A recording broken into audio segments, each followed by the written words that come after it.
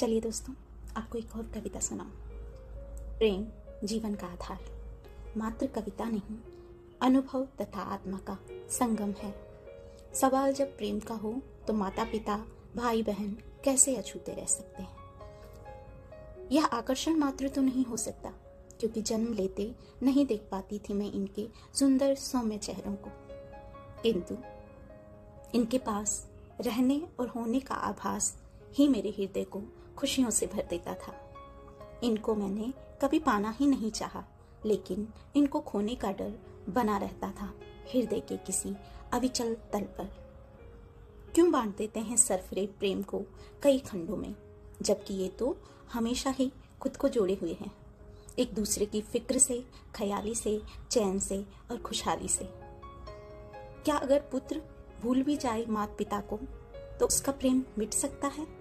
जवाब है नहीं, वह अमिट है। फिर क्यों सिर्फ प्रेमी उसे कहा जिसने तुम्हें दर्जा दिया झील में उगते कमल का, आसमान में सजते हुए चांद का।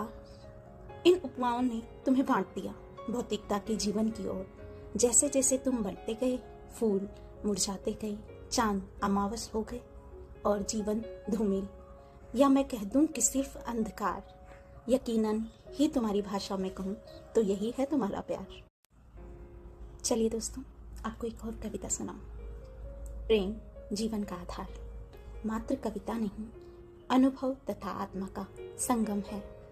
सवाल जब प्रेम का हो तो माता पिता भाई बहन कैसे अछूते रह सकते हैं। यह आकर्षण मात्र तो नहीं हो सकता, क्योंकि जन्म लेते नहीं देख पाती थी मैं इनके सुंदर सौम्य चेहरों को, किंतु इनके पास रहने और होने का आभास ही मेरे हृदय को खुशियों से भर देता था।